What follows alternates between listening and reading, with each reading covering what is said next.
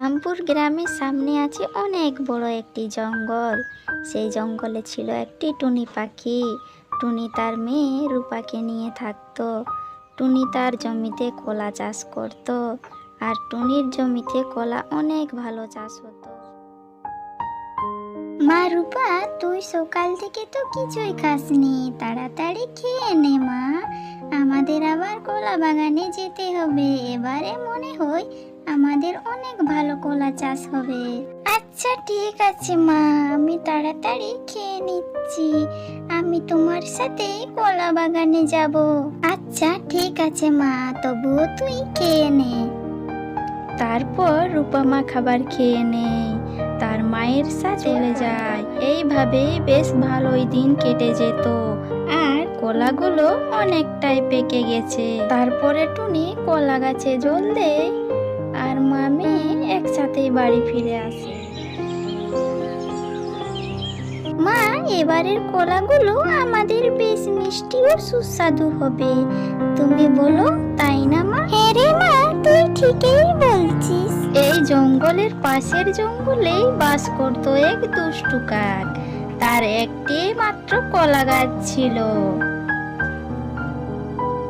আমি হচ্ছি কালু কাক, আমি কলা খেতে ভীষণ ভালোবাসি। কাক কাক কাক। এই বলে সে কলা খাওয়া শুরু করে দেয়।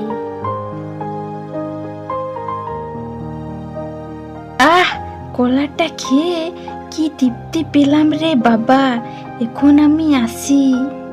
এই বলে সে উড়ে চলে যায়। পরের দিন সকালে টুনি আর রূপা গিয়ে কলা গাছে জল দেয়। আর অন্যদিকে কালু কাক তার গাছে কলা খেতে আসে।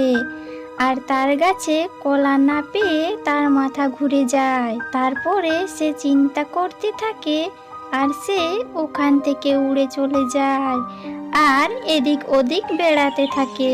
তারপরে সে টুনির কলা বাগান দেখতে পায়।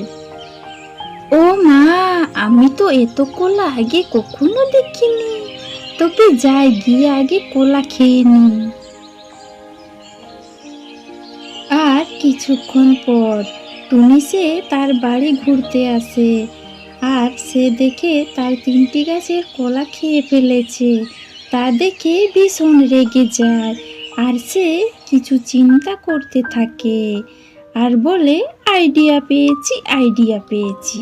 এই বলে সে তার কলা বাগানে লুকিয়ে থাকে।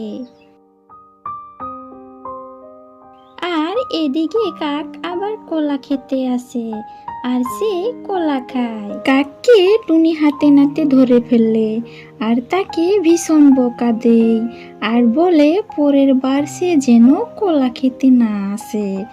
আর তার কথা শুনে ভীষণ রেগে যায়, ওখান থেকে উড়ে আসে।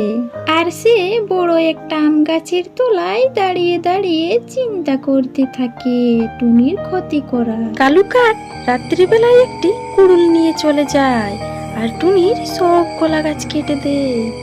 সকালবেলায় জল দিতে গিয়ে দেখে, এ কি সর্বনাশ হলো রে আমার। হে ভগবান, হে সৃষ্টিকর্তা, আমি কি করব এখন?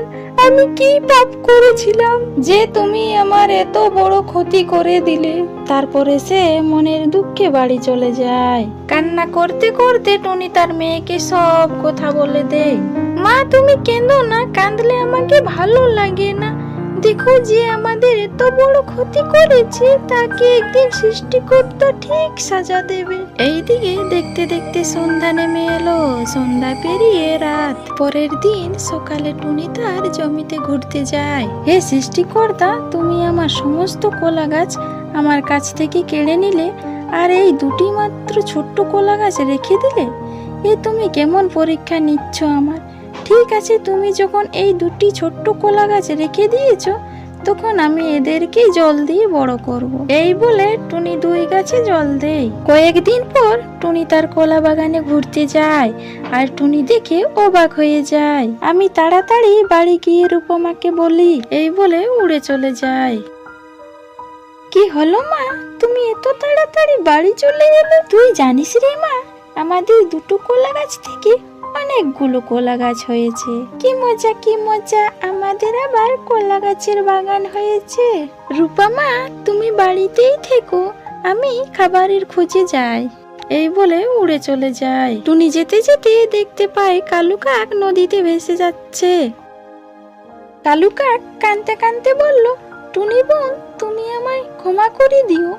আমি তোমার কত ক্ষতি করেছি, তাও তুমি আমার জীবন বাঁচালে।